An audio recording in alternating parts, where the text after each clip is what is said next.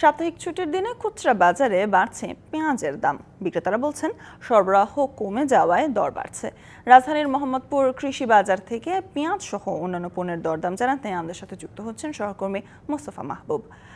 মাহবুব, পাইকারিতে পেঁয়াজের দাম বর্তমানে কত? এছাড়া আজ অন্যান্য নিত্য পণ্যের দরদামের খবরও জানাবেন।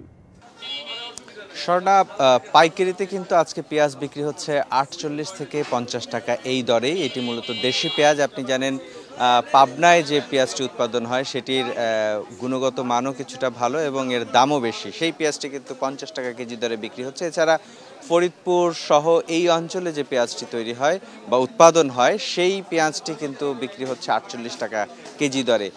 এটি গত সপ্তাহেই কিন্তু বেড়েছিল।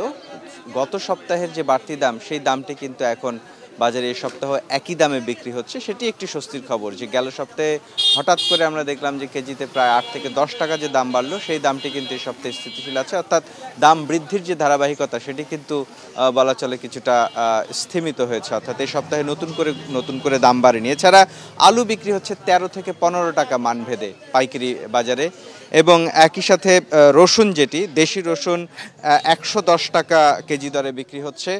আর আমদানি করা রসুন সেটি কিন্তু 190 টাকা কেজি। এছাড়া আদা যেটি আমরা দেখছি আসলে দেশি আদা সরবরাহ আসলে খুবই কম।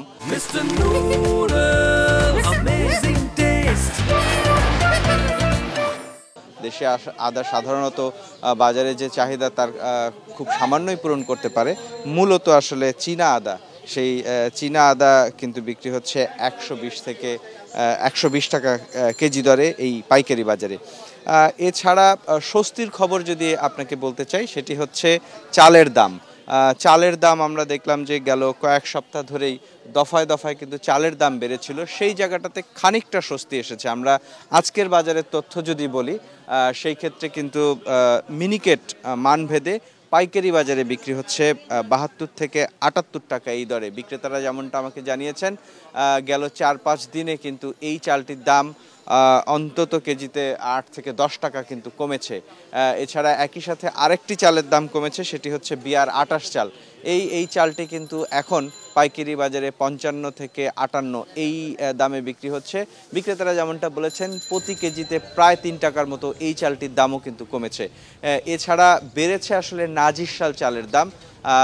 বিক্রেতারা যেমনটা বলছেন যে নাজিরশাল চালটি সাধারণত প্রতিবেশী দেশগুলো থেকে বেশি আমদানি হয়, বিশেষ করে ভারত থেকে আমদানি হয়। সেই কারণে আমদানি কমে যাওয়ার ফলে এই চালের কিছুটা সংকট হয়েছে এবং সে কারণে এই চালের দামটি আগের মতোই চড়া এবং ক্ষেত্র বিশেষে কেজিতে 2 থেকে 3 টাকা কোনো ক্ষেত্রে আসলে এই নাজিরশাল চালের দাম বেড়েছে। তো এই ছিল এখন পর্যন্ত আমার কাছে বাজার দরের খবর। স্বর্ণা, যুক্ত ছিলেন সহকর্মী মোস্তফা মাহবুব।